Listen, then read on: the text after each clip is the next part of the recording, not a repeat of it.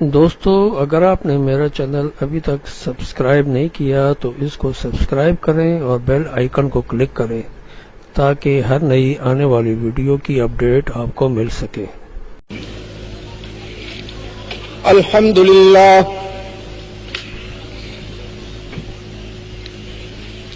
الحمدللہ وحدہ والصلاة والسلام علی من لا نبی بعدہ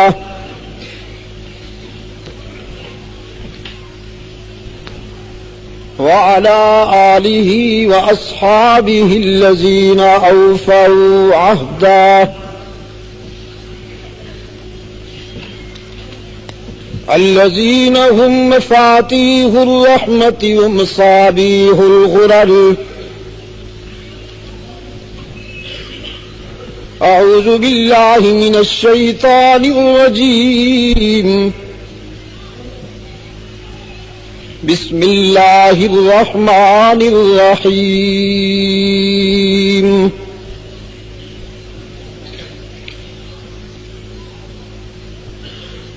ان المسلمین والمسلمات والمؤمنین والمؤمنات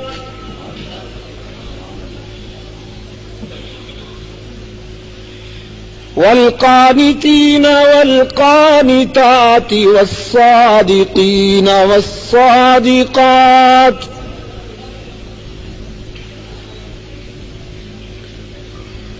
والصابرین والصابرات والخاشعین والخاشعات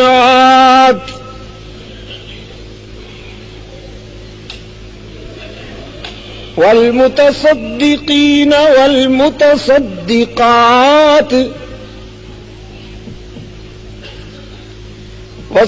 والصائمین والصائمات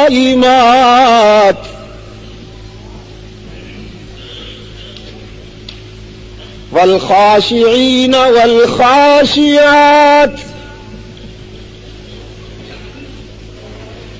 والذاکرین اللہ کثیرا والذاکرات اعد اللہ لهم مغفرہ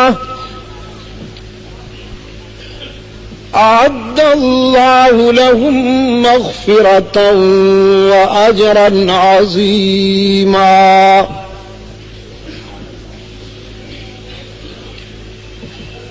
وقال اللہ تبارک وتعالی فی مقام آخر، الخبیثات للخبیثین والخبیثون للخبیثات والطیبات للطیبین والطیبون للطیبات اولئک مبرؤون مما یقولون لهم مغفرة ورزق کریم۔ صدق اللہ مولانا العظیم وصدق رسوله النبی الأمی الکریم ونحن على ذلك لمن الشاہدین والشاکرین والحمد للہ رب العالمین۔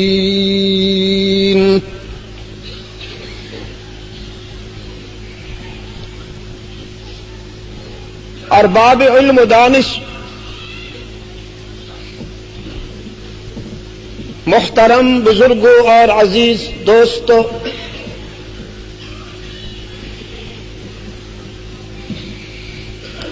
تحریک دفاع صحابہ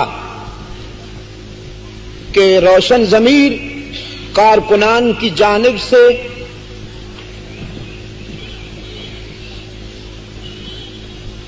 آج کی یہ نشست جو 9 جنوری 1987 یہاں 18 بلاک سرگودا میں انعقاد پذیر ہے، بڑے فکر انگیز عنوان سے معنون کیا ہے۔ اس نشست کو ہمارے روشن ضمیر منتظمین نے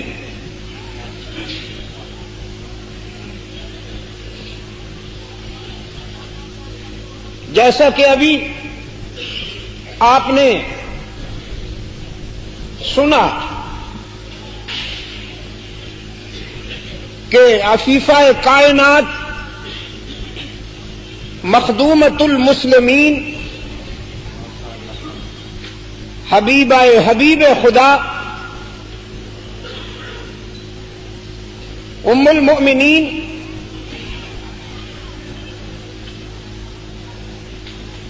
صدیقہ بنت صدیق سیدہ عائشہ صدیقہ سلام اللہ تعالی علیہا وعلیہن اجمعین کی شخصیت و کردار پر گفتگو کر کے ہم اپنے شاندار ماضی کے حوالے سے اپنے حال کا تجزیہ کرتے ہوئے استقبال کے سفر کو نیا عزم اور ولولہ دیں گے۔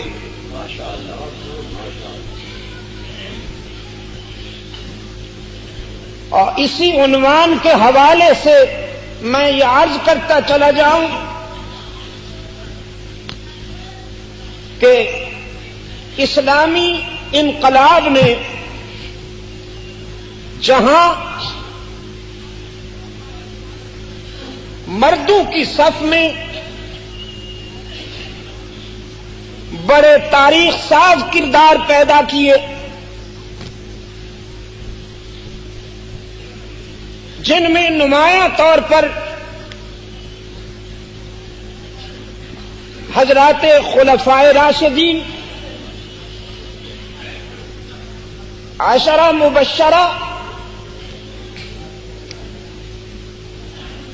فاتح مصر عمرو بن عاص، قاتل مجوسیت و نصرانیت سعد بن ابی وقاص، اور مدبر اسلام فاتح عرب و عجم سیدنا معاویہ،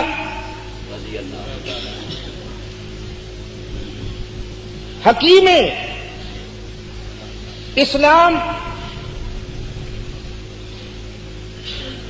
نواسہ رسول گلشن رشد و ہدایت کے گل سرسبز سیدنا حسن مجتبی، اور شہید وفا پیکر ایثار بادشاہ صداقت حسین ابن علی اور سلمان و بلال جیسے کردار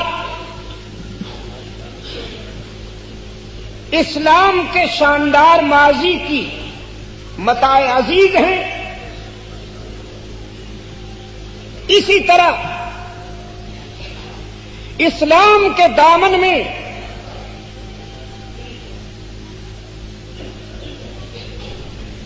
عورتوں کا کردار بھی ملت اسلامیہ کے لیے سرمایہ فخر ہے۔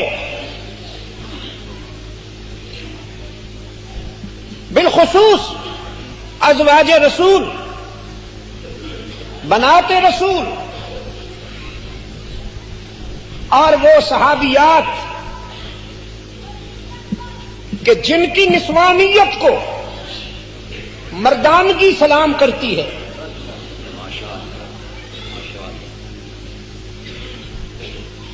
جن کی نسوانیت کو مردانگی سلام کرتی ہے،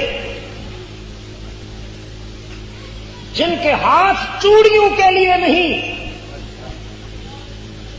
تلواروں کے زیور ڈھونڈتے تھے،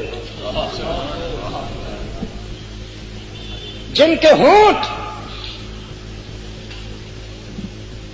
مصنوعی رنگوں سے نہیں اپنے مجاہد بیٹوں کے خون شہادت سے رنگین ہوتے تھے۔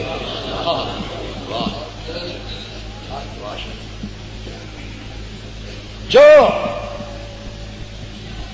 گھر کی چار دیواری میں عفت کی ملکہ نظر آتی تھی، تو عرصہ حیات میں میدان عمل میں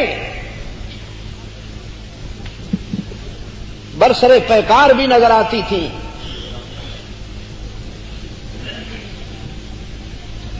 یہ سوچ ہی سراسر احساس کمتری پہ مبتلا ہے کہ اسلام نے تو ساری عظمتیں مرد کے دامن میں ڈال دی ہیں۔ احساس کمتری پہ مبنی ہے یہ سوچ۔ ساری عظمتیں انسانیت کے دامن میں ہیں۔ اسلام بلا امتیاز رنگ و نسل، بلا امتیاز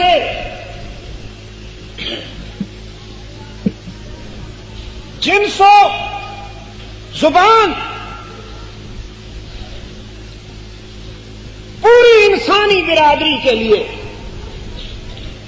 ابر کرم بن کے آیا، اور اس کی حیات آفرین بوندوں نے سب کو نوازا ہے۔ جس طرح پانی آسمان سے جب بارش کی صورت میں برستا ہے تو وہ دھرتی کے سینے پر بلا امتیاز برستا ہے، یہ پھر دھرتی کا اپنا ظرف ہے کہ کہیں سے گل اگتے ہیں، کہیں سے گلشن پھوٹتے ہیں، کہیں سے بدبو ابلتی ہے۔ سرخیز دھرتی پہ پانی برسے تو گلشن پھوٹتے ہیں، خدا نخواستہ کسی کوڑے کے ڈھیر پہ بارش برسے تو بدبو پھیلتی ہے۔ اسلام کا ابر کرم برستا تو سب پہ ہے، لیکن کوئی ابو بکر صدیق بنتا ہے اور کوئی ابو جہل زندیق بنتا ہے۔ عزیز دوستو، یاد رکھیے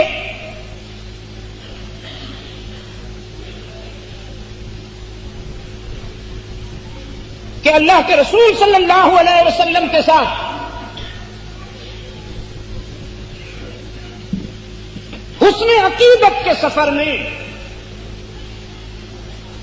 اس وقت تک کامیابی ناممکن ہے جب تک کہ آپ رسول صلی اللہ علیہ وسلم سے وابستہ کرداروں کی عقیدت کو بھی جزو ایمان نہ سمجھ لیں۔ اور امہات المومنین یہ تو وہ کردار ہیں جو اللہ کے رسول صلی اللہ علیہ وسلم سے وابستہ ہوئے، جس طرح کہ اللہ نے پوری انسانی برادری میں سے چن چن کر اپنے محبوب کو رضاکار فراہم کیے، اسی طرح پوری انسانیت میں سے اللہ نے چن چن کر اپنے محبوب کو بیویاں فراہم کی۔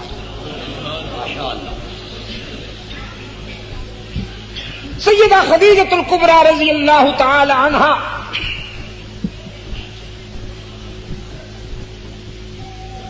اللہ کے رسول صلی اللہ علیہ وسلم کی ازدواجی زندگی کا پہلا رابطہ ہے۔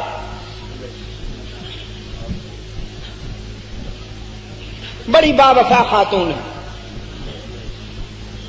انہوں نے اسلام کے دور اساسی میں اللہ کے محبوب کے ساتھ جو وقت گزارا، جس والہانہ عقیدت سے انہوں نے ایثار کیا، اسلام کی تاریخ جگمگا رہی ہے خدیجہ الکبریٰ رضی اللہ تعالی عنہا کی ان روایات سے۔ شعب بنو ہاشم میں اللہ کے رسول صلی اللہ علیہ وسلم نے جب نظر بندی کے ایام گزارے ہیں تو خدیجہ بھی ان لمحات میں اللہ کے رسول کے ساتھ تھی.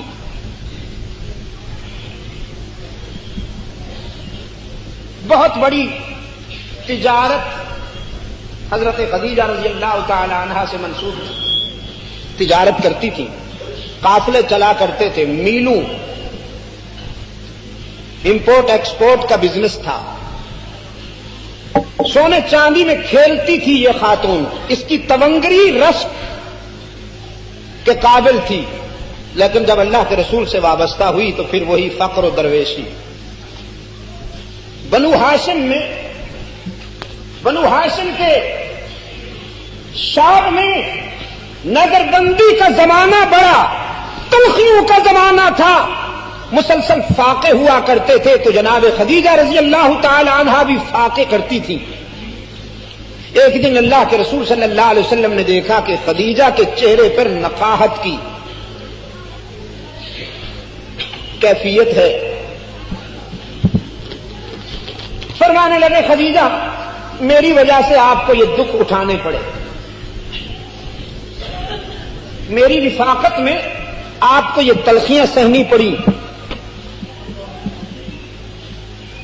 رہ کے تمہیں وہ زمانہ تو یاد آتا ہوگا جب تم سونا چاندی میں کھیلتی تھی.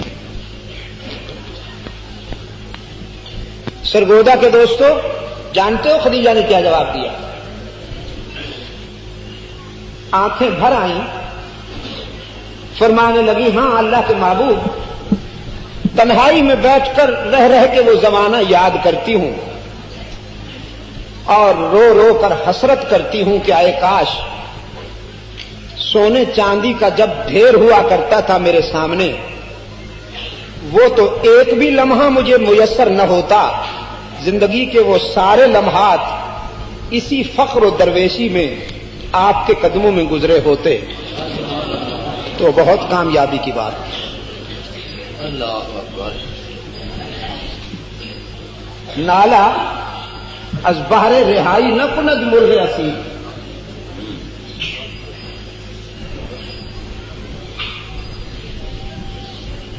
میرے عزیز دوستو,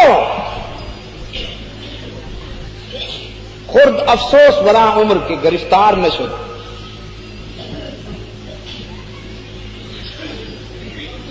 اس کو محبت کے پنجرے میں قید پنچھی شاعر کی نظر میں روتا ہوا نظر نہیں آیا, اس زمانے پر افسوس کرتا ہوا نظر آیا کہ جو اس پنجرے سے باہر گزر گیا. سیدہ خدیجہ رضی اللہ تعالی عنہا اللہ کے محبوب صلی اللہ علیہ وسلم کے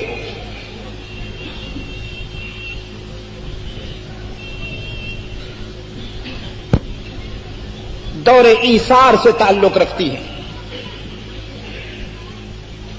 آپ کے وطن سے اللہ کے رسول صلی اللہ علیہ وسلم کو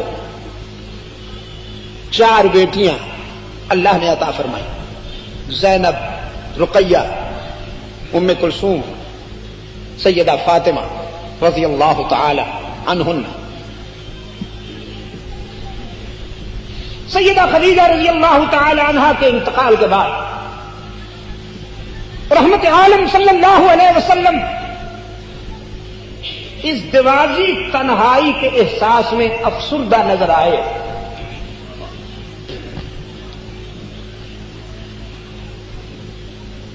تو مزاج شناس رسول رحمت عالم صلی اللہ علیہ وسلم کی اس افسردگی کو سمجھ گئے. اب اللہ نے ایک ایسے نسوانی پیکر کا انتخاب کر لیا تھا اپنے محبوب کی رفاقت کے لیے کہ جس نے زوجہ رسول کے ساتھ ساتھ معلم کا کام بھی کرنا تھا, تعلیم کا کام بھی اللہ نے ان کے حافظے سے اور ان کی ذہانت سے لینا تھا. صدیق اکبر رضی اللہ تعالی عنہ کی لخت جگر کو اللہ نے اس سعادت کے لیے منتخب کر لیا. فرماتی ہے میں کھیل رہی تھی کہ مجھے بلایا گیا. گھر میں کچھ خواتین جمع تھی. ان کی موجودگی میں میری مانگ بھر دی گئی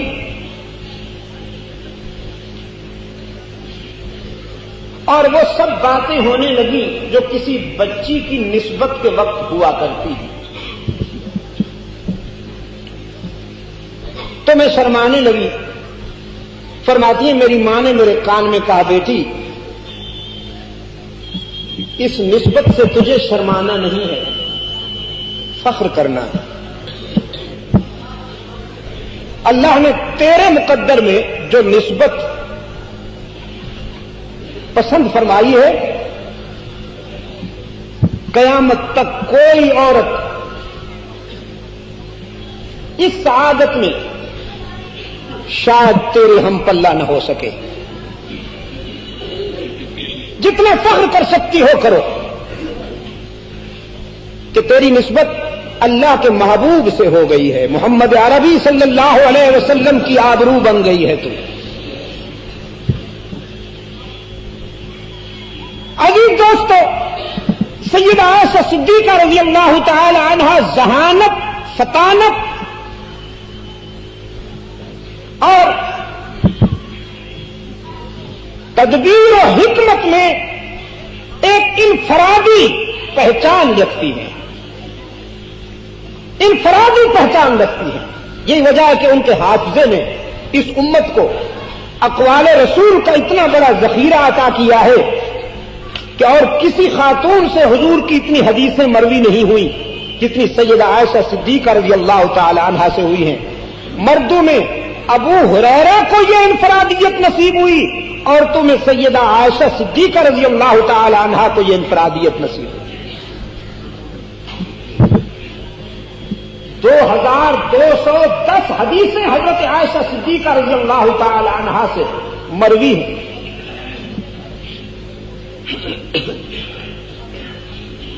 اور شریعت مصطفی کے ضمن میں علامہ ابن تیمیہ رحمۃ اللہ علیہ کے تجزیہ کے مطابق تقریباً نصف مسائل جو عورتوں کی زندگی سے تعلق رکھتے ہیں وہ حضرت عائشہ کے حافظے کے ذریعے اس امت تک پہنچے. ہزاروں صحابہ کی استاد ہیں، ہزاروں صحابہ کی استاد ہیں سید عائشہ صدیقہ رضی اللہ تعالی عنہ. اور عبداللہ ابن مسعود رضی اللہ تعالی عنہ کے بقول وہ دقیق ترین مسائل، وہ پیچیدہ مسائل کہ جنہیں حل کرنا ہمارے لیے مسئلہ بن جایا کرتا تھا، سید عائشہ صدیقہ رضی اللہ تعالی عنہ کی خدمت میں جب وہ مسائل پیش کیے جاتے تو چٹکی میں حل کر دیا کرتی تھی. کبھی ایسا نہیں ہوا کہ ہم طالب علم بن کر ام المومنین کی خدمت میں حاضر ہوں اور مطمئن ہوئے بغیر اٹھ آئے ہوں. کبھی ایک بار بھی ایسا نہیں ہوا. ہم جب طالب علم کی حیثیت سے ام المومنین کی خدمت میں پہنچے تو ہمیشہ مطمئن ہو کر اٹھے.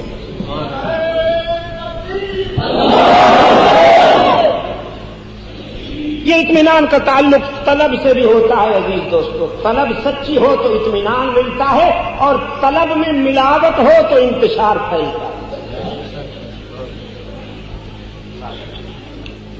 طلب سچی ہو تو اطمینان حاصل ہوتا ہے اور اگر طلب میں ہوس کی ملاوٹ ہو جائے. گئے تو ہیں آپ کسی سے مسئلہ پوچھنے کے لیے، لیکن دل میں یہ طے کر لیا ہے کہ اس کی بات نہیں مانوں گا، اپنی بات منواؤں گا، تو یہ طلب نہیں ہے، ہوس. وہ جتنے بھی دلائل دے گا اس میں مطمئن نہیں ہونا.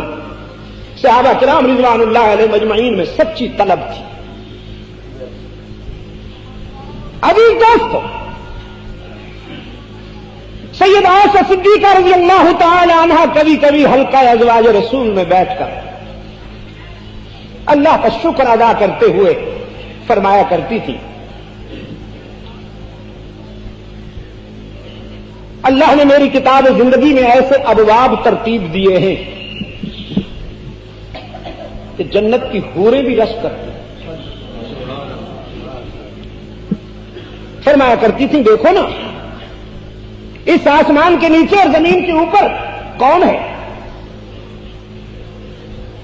جو میری اس خوش نصیبی میں میرا مقابلہ کرے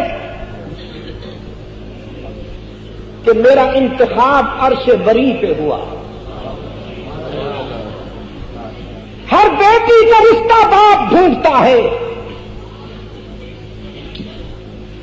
بھتیجی کے لیے چچا بے قرار ہوتا ہے، بھانجی کے لیے ماموں بے قرار ہوتا ہے، بہنوں کے لیے بھائیوں کو فکر ہوتا ہے، لیکن ابو بکر کی لخت جگر کا یہ مقدر ہے کہ اس کے لیے رشتہ اللہ نے منتخب فرمایا۔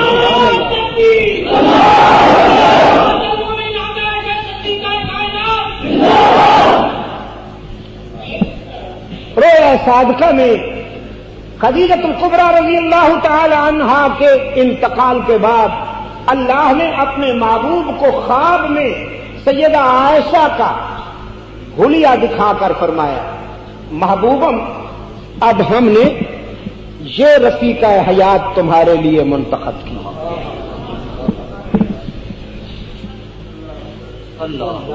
پھر فرمایا کرتی تھی کہ یہ انفرادی سعادت صرف میرے حصہ میں آئی کہ میں باقرہ کی حیثیت سے خانوادہ نبوت میں داخل ہوئی، باقی تمام ازواج رسول مطلقہ تھی یا بیوہ تھی، صرف عائشہ کو یہ انفرادی اعزاز حاصل ہے کہ وہ باقرہ کی حیثیت سے اللہ کے رسول کے قدموں میں حاضر ہوئی۔ بعض حضرات نے لکھا ہے کہ سیدہ عائشہ صدیقہ رضی اللہ تعالی عنہا کی عمر 14 سال تھی جب رخصتی ہوئی، کچھ حضرات کہتے ہیں 16 سال کی، لیکن کچھ وہ بھی ہیں کہ جو کہتے ہیں عائشہ کی عمر صرف 11 سال تھی یا 10 سال تھی، 10 اور 11 سال کے پیٹے میں تھی کہ جب رخصتی ہوئی۔ اس پر تب آزمائی بھی ہوئی، کچھ عالمانہ بحثیں بھی ہوئی جن سے مجھے کوئی دلچسپی نہیں ہے۔ میں تو کہتا ہوں اگر سیدہ عائشہ صدیقہ رضی اللہ تعالی عنہا 10-11 سال کی عمر میں بھی رسول اللہ صلی اللہ علیہ وسلم کے گھر آ گئی تو یہ بھی انفرادیت، یہ بھی انفرادیت ہے۔ وصیت عز بھی یہ تھی، اللہ کی منشا یہ تھی کہ جو خاتون باقرہ کی حیثیت سے رسول کے ازدواجی حلقہ میں بھیجی جا رہی ہے وہ بلوغ کی نظر بھی رسول کے حلقہ میں جا کے کھولے، تاکہ جب بالغ ہو کر نظر اٹھائے تو اپنے سامنے محمد معصوم کو جلوہ نما پائے۔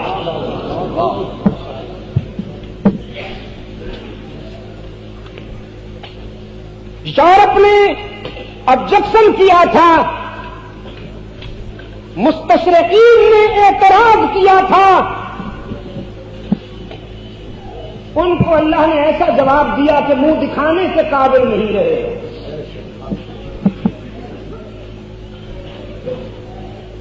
سیدہ عائشہ صدیقہ رضی اللہ تعالی عنہا فرمایا کرتی تھیں یہ بھی انفرادی اعزاز ہے جو اللہ نے مجھے عطا کیا کہ میرے بستر پہ قرآن اترا۔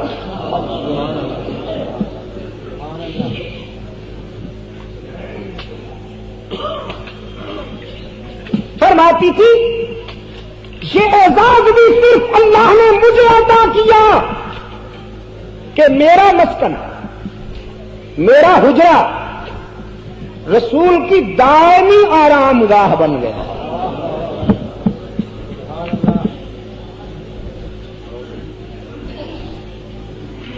آقا نامدار جہاں آج سو رہے ہیں وہ حجرہ عائشہ ہے. ولو کرہ المنافقون. یہ سن کر چاہے کوئی خوش ہو یا سر پیٹ لے، لیکن عائشہ کا حجرہ رسول کی دائمی آرام گاہ بن گیا. اور امت کا عقیدہ یہ ہے کہ نبی سوتا نہیں، سلایا جاتا ہے. وہ تو بولتا نہیں، وہ دیکھتا نہیں، اسے جو کچھ دکھایا جاتا ہے وہ تو وما ينطق عن الهوى ان ہوا الا وحی یوحا کا مسند نشین ہے. یہ سن کر چاہے کسی کو خوشی ہو یا چاہے کوئی سر پیٹ لے، لیکن صدیقہ کائنات حضرت عائشہ کا حجرہ ہی رسول کی دائمی آرام گاہ بن گیا. فرماتی تھی یہ عزت بھی اللہ نے مجھے عطا کی کہ میں نے ان آنکھوں سے جبرائیل امین کو اس کی اصلی حالت میں دیکھا.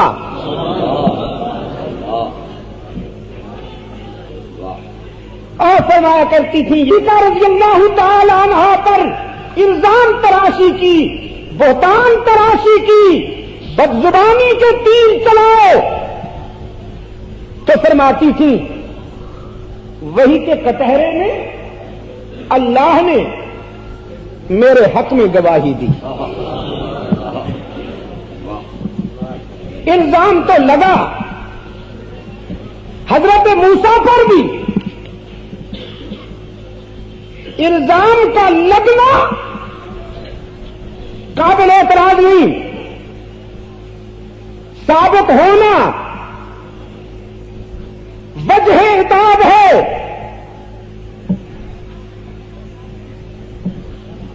اگر کوئی یہ کہتا کہ صاحب خدیجہ پر یہ الزام کیوں نہیں لگا،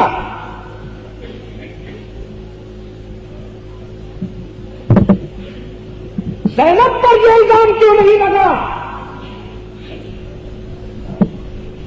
سیدہ فاطمہ پر ایسی باتیں کیوں نہیں ہوئی،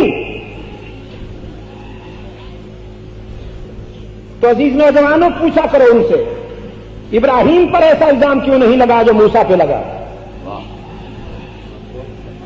یعقوب پر وہ الزام کیوں نہیں لگا جو ان کے بیٹے پہ لگا، آسیہ پر وہ الزام کیوں نہیں لگا جو مریم پہ لگا. یاد رکھیے اللہ اپنے بندوں کا جب درجہ بلند کرتے ہیں تو اس کے لیے مختلف صورتیں پسند فرماتے ہیں. وہ جس کے لیے جو چاہیں صورت پسند فرما لیں. اللہ کے فیصلوں پر اعتراض کرنا مسلمان کا نہیں بد نصیب کا مقدر ہے. الزام حضرت موسیٰ پہ بھی لگا، الزام حضرت یوسف پہ بھی لگا، اور الزام سیدہ مریم پہ بھی لگا، موسیٰ پہ الزام لگا.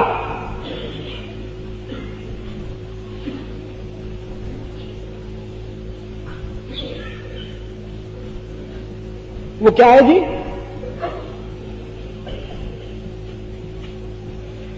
فرمایا وراودته التي هو في بيتها عن نفسه وغلقت الابواب.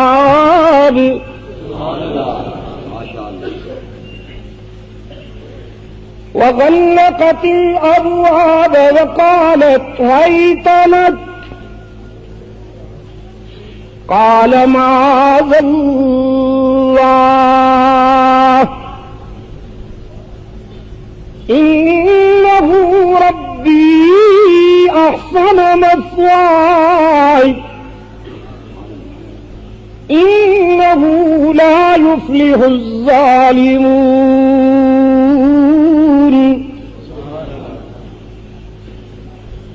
ولقد همت به وهم بها لولا أن رأى برهان ربه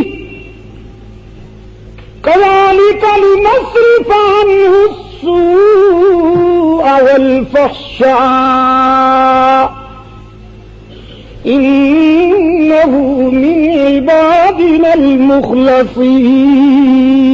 المخلصين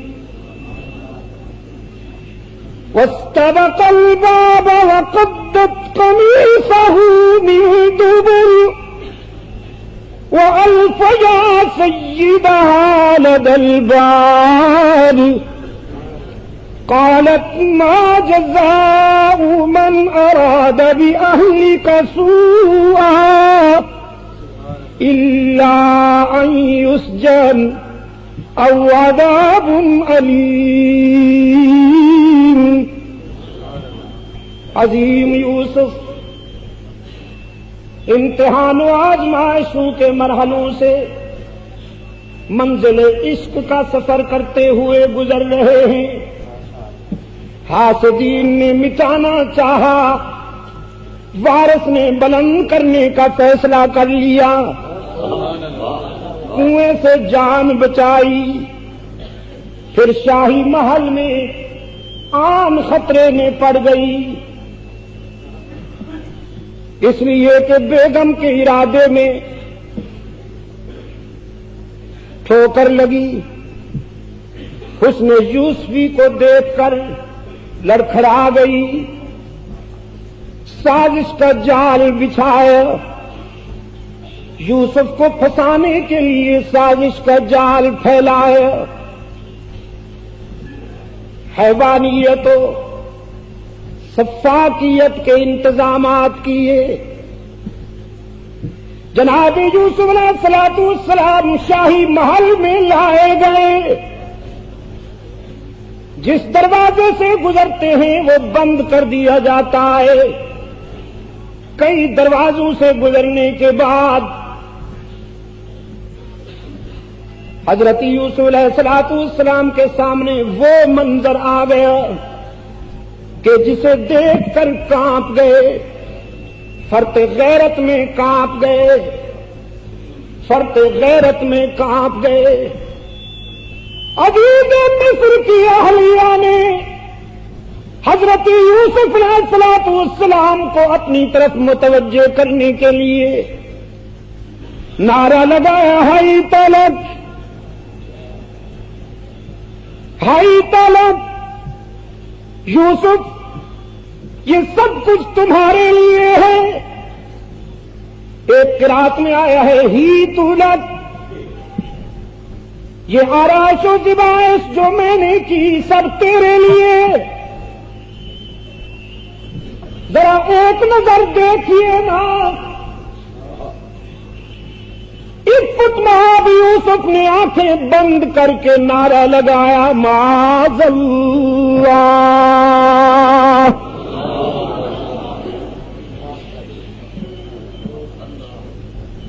تیری طرف کیسے دیکھوں، تو بولو براز کا مجسمہ ہے. او غلاظت کی بوری، بدبو کا ٹینک،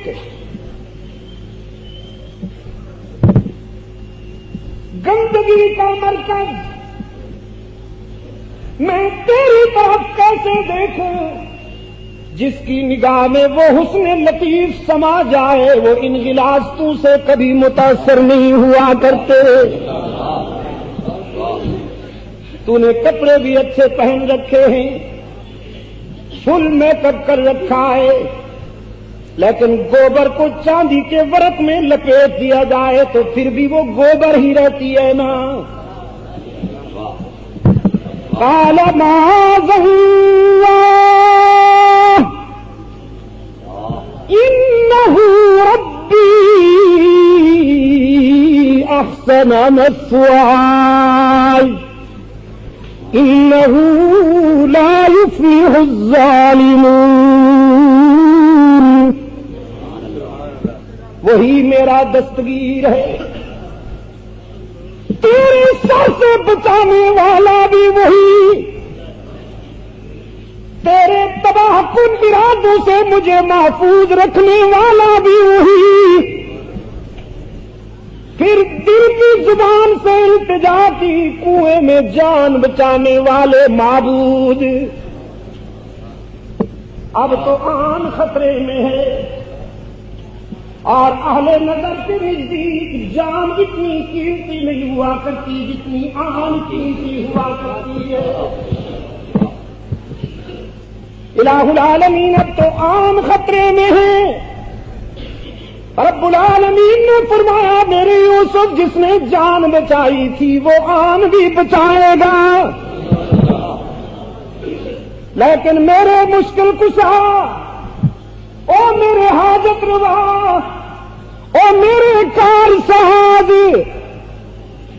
دروازے سارے بند ہیں، شاہی محل ہے، اکیلا ہوں۔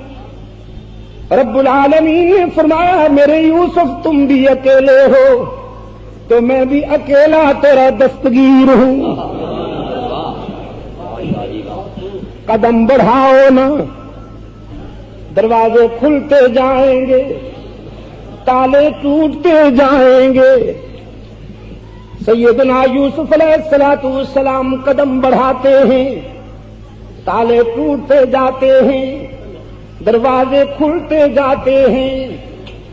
ہاتھوں سے نکلتے ہوئے شکار کو دیکھ کر بیگم بدحواس ہو گئی، بدحواسی کے عالم میں دوڑی، یوسف کا کرتا پکڑا، غیرت مند یوسف نے کرتا پھٹ جانے دیا، دھجیاں اڑ گئی کرتے کی، جس حصے کو زلیخا نے پکڑا تھا وہ حصہ اسی کے ہاتھ میں، اور یوسف بے داغ باہر۔ میں یہاں کہا کرتا ہوں، سرگودا کے روشن ضمیروں کہا کرتا ہوں، پیغمبر کی پاکیزگی کتنی عجیب ہے، نبی کتنا پاک ہوا کرتا ہے۔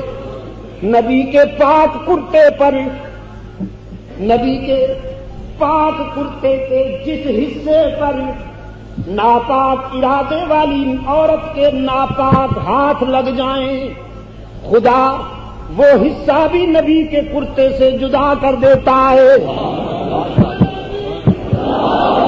کے پاک حصے پر، جس حصے پر ناپاک ارادے والی عورت کے ہاتھ لگ جائیں، حق تعالیٰ اس حصے کو بھی نبی کے پاک کرتے سے جدا کر دیتا ہے۔ تو جو غیور خدا اپنے نبی پاک کے کرتے کے اس حصے کو برداشت نہیں کرتا جس حصے پر ناپاک ہاتھ لگ جائیں، تو پھر وہی خدا قیامت تک ناپاک لوگوں کے ساتھ اپنے نبی پاک کو کیسے سونے دیتا؟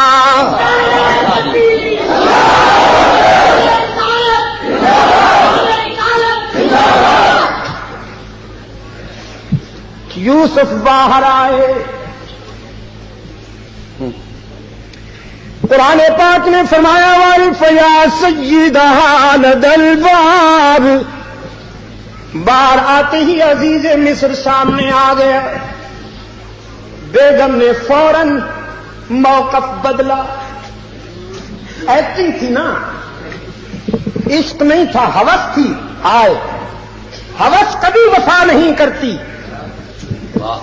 عشق سولی پر چڑھ جاتا ہے، عشق آتش نمرود میں کود جاتا ہے، اس لیے کہ عشق سچائی کی بنیاد پہ سفر کرتا ہے اور ہوس ایکٹنگ کی بنیاد پہ سفر کرتی ہے۔ ہوس کے موقف بدلتے رہتے ہیں، عشق کا موقف کبھی نہیں بدلتا۔ موقف بدلا بیگم نے، قرآن پاک نے فرمایا قالت ما جزاء من اراد باہلک سوءا الا ان یسجن او عذاب علیم۔ عزیز مصر سے کہنے لگی اچھا صلہ ملا، اچھا صلہ ملا ہے، بڑی چاہتوں سے پالا تھا نا اسے، دیکھ اس کی جوانی تیری آبرو کے لیے خطرناک بن گئی. آج اس نے تیری عزت پہ ہاتھ ڈالنا چاہا. یہ تو مجھے داد دیجیے. میں نے کمال کیا کہ لڑ جھگڑ کے عزت بچا لی, ورنہ اس نے تو حد کر دی تھی. جھوٹا موٹا رونا بھی شروع ہو گئی.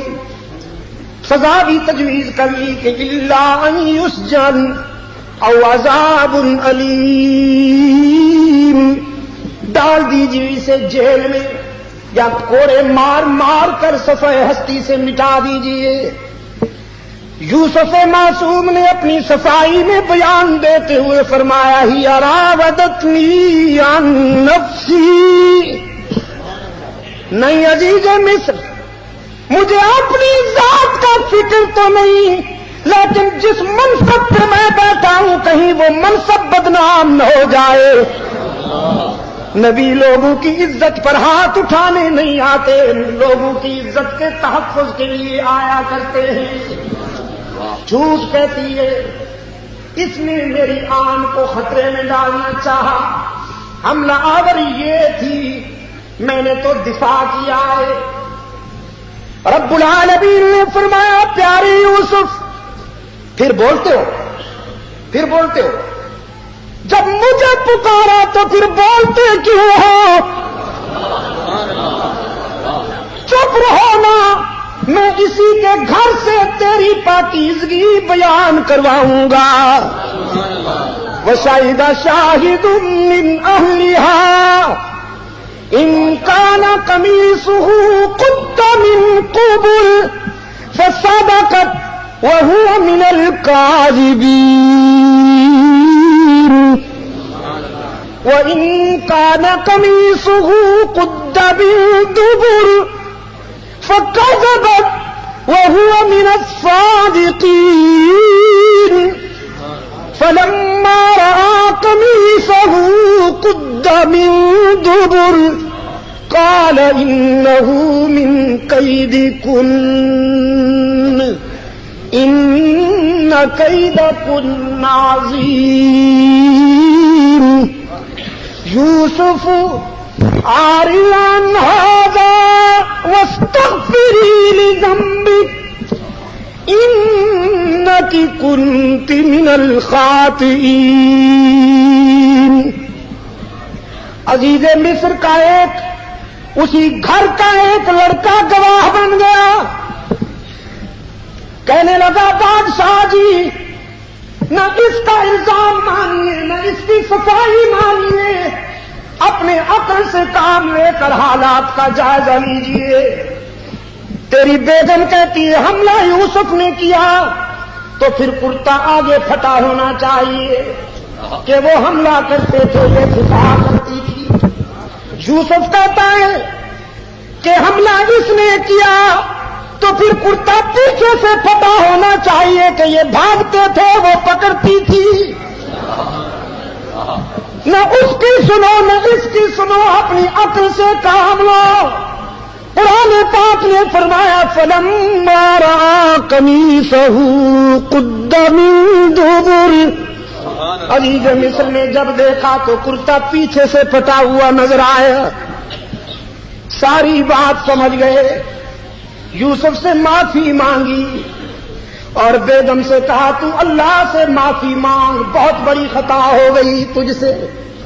واستغفری لذنبک انک کنت من الخاطئین. حضرت یوسف پر الزام لگا تو عزیز مصر کے گھر میں اللہ نے ایک لڑکے کو وکیل صفائی بنایا. حضرت موسیٰ پر الزام لگا تو ایک عورت وکیل صفائی بن گئی. سیدہ مریم پر الزام لگا تو عیسیٰ وکیل صفائی بن گئے. لیکن صدیق اکبر کی لخت جگر, محمد عربی کی آبرو, مسلمانوں کی مادر محترمہ حضرت عائشہ پر جب الزام لگا تو نہ لڑکے سے کام لیا گیا نہ کسی عورت سے کام لیا گیا, خود خدا وکیل صفائی بن گیا.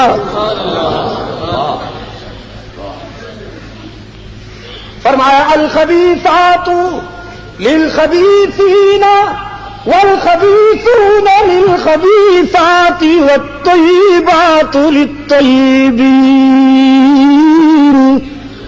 والطیبون للطیبات.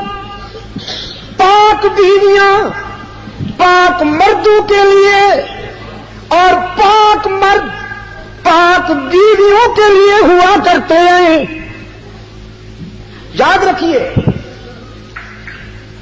یہاں جو پاکیزگی مراد ہے وہ اخلاق کی پاکیزگی مراد ہے اور جو خباثت مقصود ہے وہ بھی اخلاق کی خباثت مقصود ہے. اس لیے کہ حضرت نوح علیہ الصلوۃ والسلام کے گھر میں ایک ایسی خاتون تو تھی کہ جس کا عقیدہ صحیح نہیں تھا، لیکن میرا دعویٰ ہے کہ اس کے اخلاق بیمار نہیں تھے، اس کا دامن پاک تھا. حضرت لوط علیہ الصلوۃ والسلام کے گھر میں ایک ایسی خاتون تو تھی کہ جس کا عقیدہ صحیح نہیں تھا، لیکن میرا دعویٰ ہے کہ اس کے اخلاق خراب نہیں تھے، اس کا دامن پاک تھا. یہاں پر جو پاکیزگی مراد ہے وہ اخلاق کی پاکیزگی ہے. سرکار دو عالم صلی اللہ علیہ وسلم سیدہ عائشہ صدیقہ رضی اللہ تعالی عنہا کے پاس بیٹھے.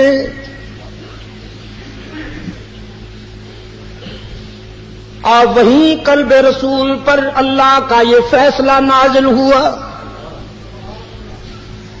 فرمایا الخبیثات للخبیثین والخبیثون للخبیثات والطیبات للطیبین والطیبون للطیبات.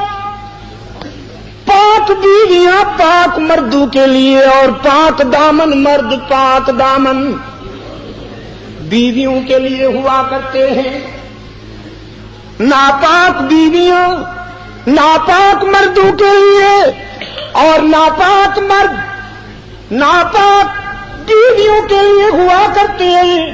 قرآن کریم میں جرح کے انداز میں وکیل صفائی کے انداز میں رب العالمین نے دنیا والوں کے سامنے یہ حقیقت رکھ دی.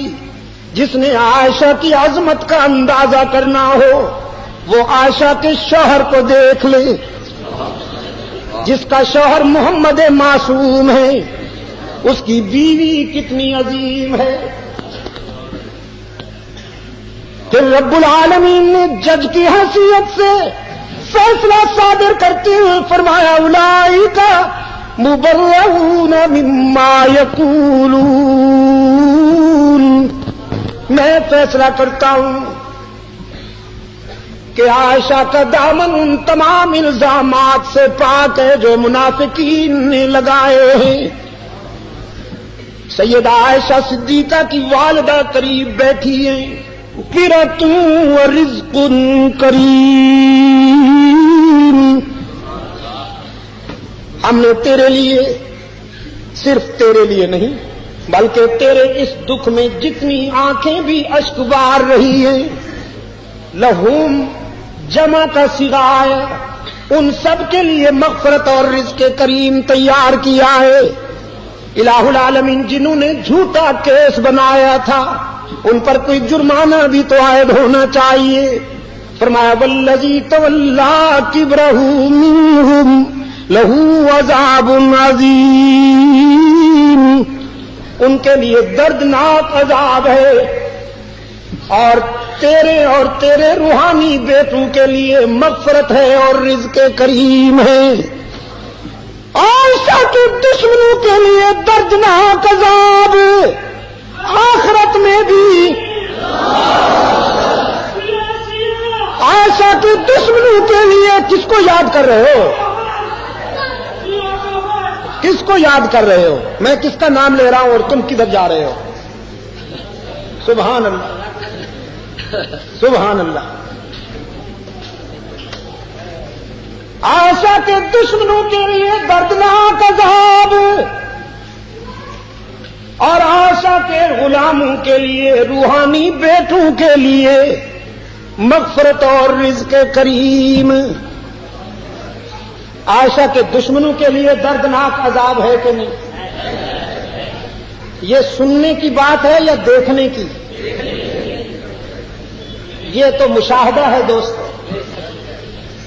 حشر میں جو عذاب ہوگا وہ تو حشر کی آنکھیں دیکھیں گی، لیکن عائشہ صدیقہ رضی اللہ تعالی عنہا کے دشمنوں کو دنیا میں بھی جو دردناک عذاب دیا جا رہا ہے، سمجھ میں نہ آئے تو ان کا مقدر، ورنہ اس سے بڑا عذاب کیا ہو سکتا ہے؟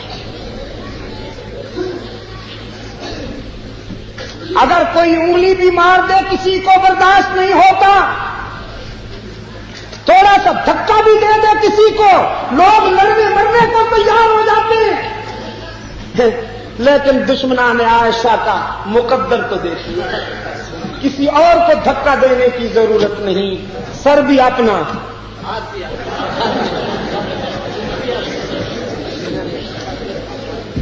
اپنی جلائی ہوئی آگ، اپنی جلائی ہوئی، اپنی بھڑکائی ہوئی آگ میں جلنا مزہ آتا ہے انہیں، کہتے ہیں ہمارا مذہب ہے۔ عزیز دوستو، قرۂ ارض پہ کوئی مذہب نہیں سوائے یہودیوں کے۔ فَاقْتُلُوا أَنفُسَكُمْ، جن کے ہاں تھا کہ تم اپنے آپ کو آگ میں جھونک دو تو بچ جاؤ گے، ادروائز ہلاک ہو جاؤ گے۔ یہودیوں کے ہاں تو یہ مذہب تھا، یا پھر ہندو کا یہ مذہب ہے کہ مرنے کے بعد آگ میں کود جاؤ۔ اسلام میں کہیں بھی آپ کو یہ نہیں ملے گا کہ آگ میں کود جانا مذہب ہے۔ اسلام تو آگ بجھانے آیا ہے، آگ بھڑکانے نہیں آیا۔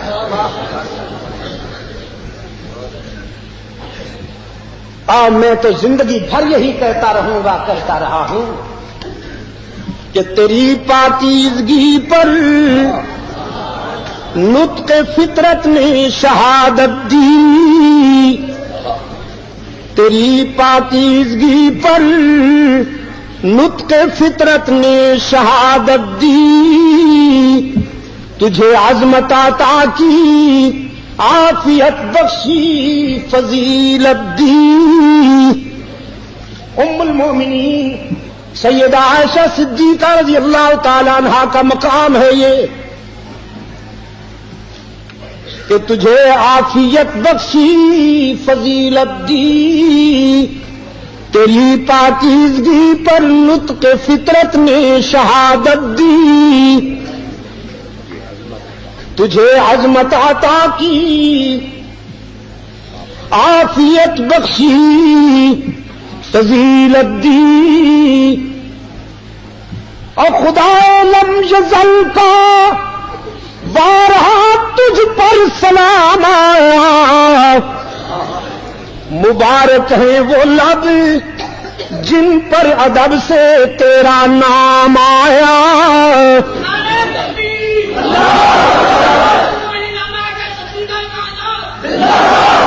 مبارک ہیں وہ لب جن پر ادب سے تیرا نام آیا۔ خدا لم یزل کا بارہا تجھ پر سلام آیا، مبارک ہے وہ لب جن پر ادب سے تیرا نام آیا۔ اور شرف تیرے دوپٹے نے یہ جنگ بدر میں پایا، شرف تیرے دوپٹے نے یہ جنگ بدر میں پایا، کہ اسے پرچم بنا کر رحمت عالم نے لہرایا۔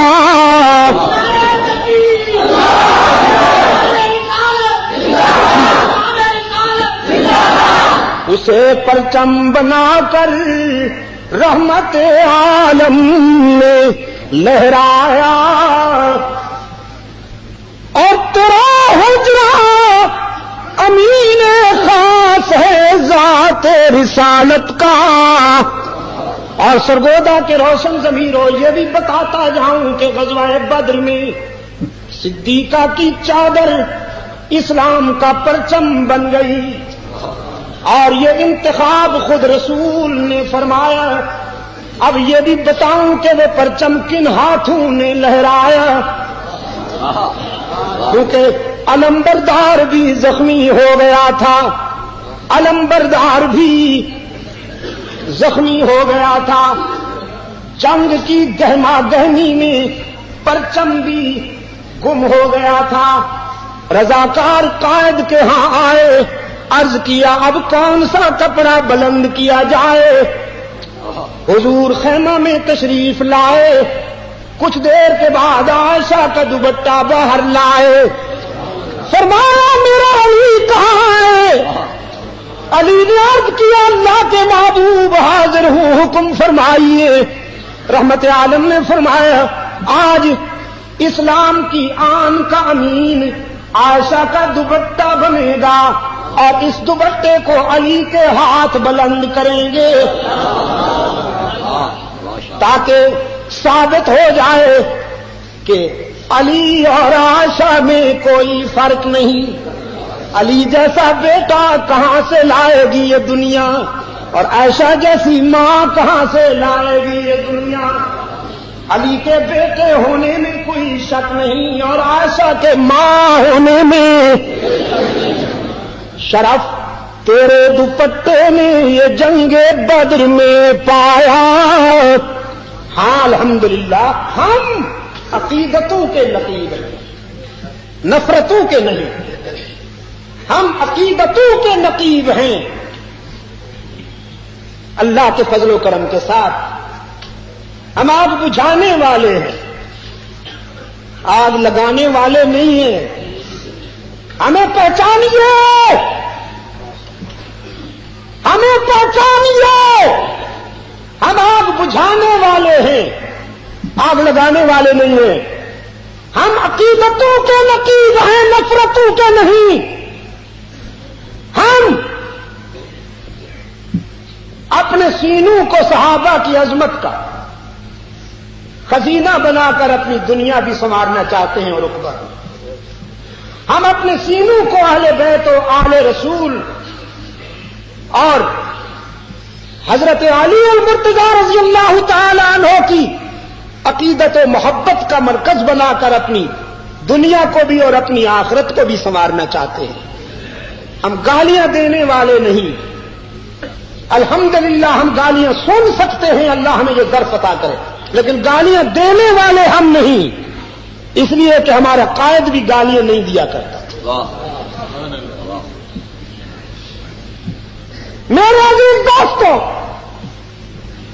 شرف تیرے دوپٹے نے یہ جنگ بدر میں پایا کہ اسے پرچم بنا کر مخبر صادق نے لہرایا، اور تیرا حجرہ امین خاص ہے ذات رسالت کا، بساط ارض پر ٹکڑا یہی ہے باغ جنت کا۔ اس کی وجہ ہے کہ اسی میں رحمت العالمین رہتے ہیں۔ تیرا حجرہ ہے جس کو گنبد خضرا بھی کہتے ہیں،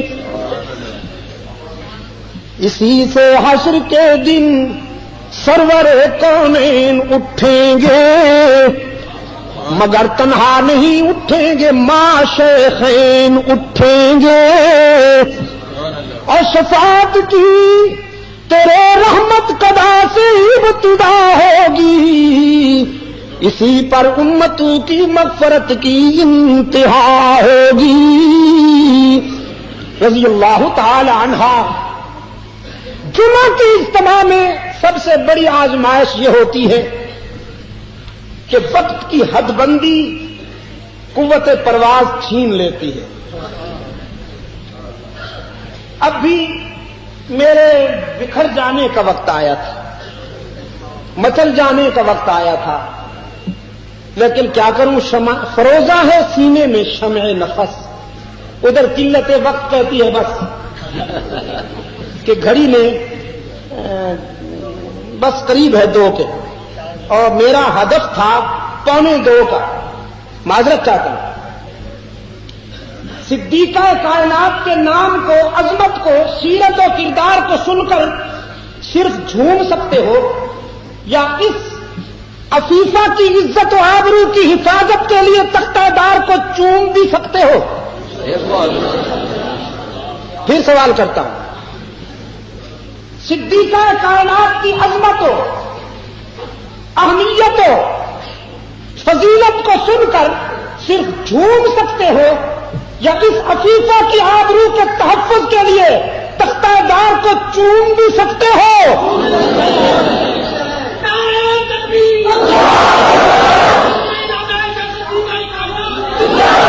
یہ حلوائیوں کا وعدہ ہے یا سودائیوں کا؟ میرا تعلق آپ سے پرانا ہے سرگودا دوستوں. میں اس شہر میں باوجود اس کے کہ میرا یہاں مسکن نہیں, لیکن میں اپنے آپ کو سرگودے کا ایک شہری محسوس کرتا ہوں, اس لیے کہ اس شہر کے گلی کوچے میرے شناسا ہیں. کون سی جگہ ہے جہاں ہم نے کھڑے ہو کر صدائے حق کو صداقت بلند نہیں کی؟ اللہ آپ کو سلامت رکھے, آپ کے پیار میں کمی نہیں آئی. بہت ساری آندھیاں آئیں, بہت سارے طوفان آئے, اور بھی آندھیاں شاید آئیں گی, طوفان آئیں گے, لیکن تمہاری دوستی کو سلام نہ پیش کروں تو بخل ہوگا کہ اب بھی چھوٹے سے نوٹس پر آپ والہانہ آ جاتے ہیں.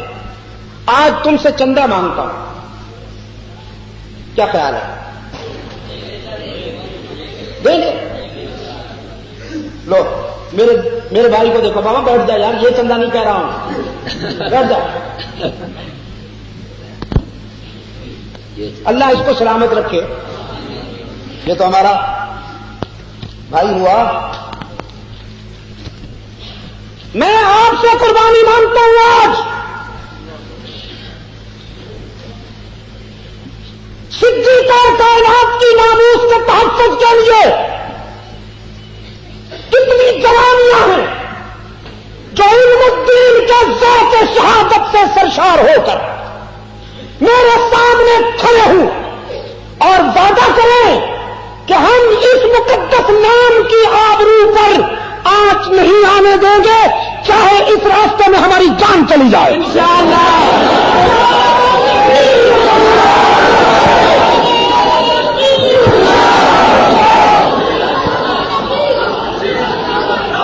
نہیں, سنو میری بات, سنو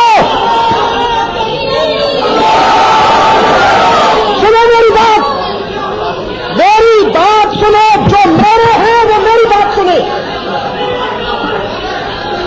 جو میرے ہیں وہ میری بات سنے, جو میرے ہیں وہ میری بات سنے, اور جو میرے نہیں ہیں وہ شور مچائیں. کہو, جو میرے نہیں ہیں وہ شور مچائیں, اور جو میرے ہیں وہ چپ ہو کر میری بات سنے. ابھی ریفرنڈم ہو جائے, لیڈریاں مت چمکاؤ, بیچ میں اپنے نمبر مت بناؤ. ہماری تعمیری جدوجہد میں, ہماری تعمیری جدوجہد میں اگر اللہ آپ کو توفیق دے تو ہمارے ساتھ شامل ہو جاؤ. نئے نئے راستے مت ڈھونڈو, اور اگر نئے راستے ڈھونڈو گے تو اللہ کے فضل سے اللہ نے ہمیں آنکھیں بھی دی ہیں, شعور بھی دیا ہے. ہم پیران پارسا کو بہت اچھی طرح جانتے ہیں. اب مچاؤ شور.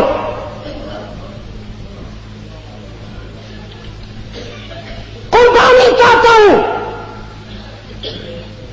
شور مچانے سے کیا ہوگا؟ صرف نیچی چمکے گی تمہاری. مجھے قربانی چاہیے, عمل چاہیے, عمل.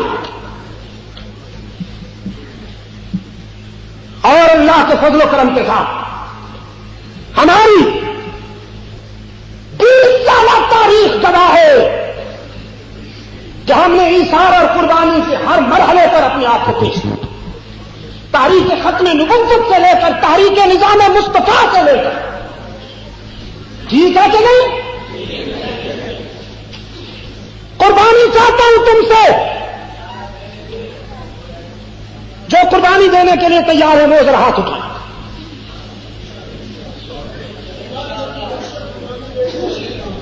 قربانی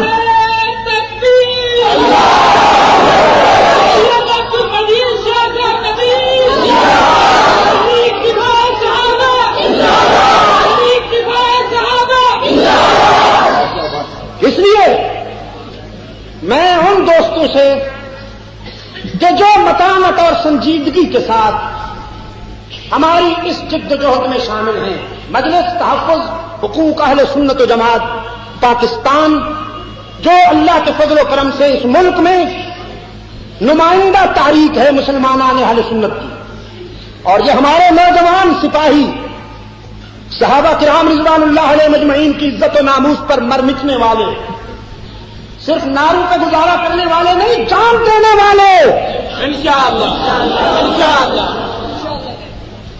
جی انشاءاللہ. ہمارا سفر عشق و مستی کا سفر، ہمارا سفر بدر و احد کے مجاہدین کے نقش قدم پر چلنے والا سفر، ہمارا سفر قادسیہ، مدان، شاملی اور بالا کوٹ کے مجاہدین کے نقش قدم پر چلنے والا سفر، تعمیری سفر ہے، تعمیری سفر.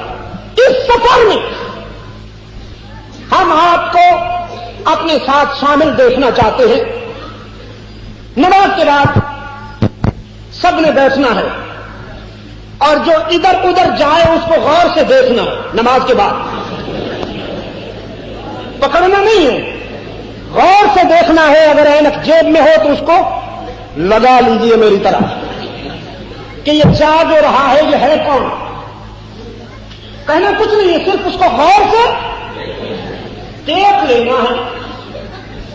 نماز کے بعد سنتیں مجاہدانہ رفتار سے پڑھیے. حضرات صوفیاء کرام کی طرح کہیں اصل کی نماز سنت ہی میں نہ ہو جائے. مجاہدانہ رفتار سے سنتیں پڑھیے اور پھر میرا اعلان سنیے. اعلان اس وقت تک اللہ مجھے زندہ رکھے کہ ہم نماز پڑھ لیں، اور سنتوں کے بعد میں اعلان کرتا ہوں. وآخر دعوانا الحمدللہ رب العالمین.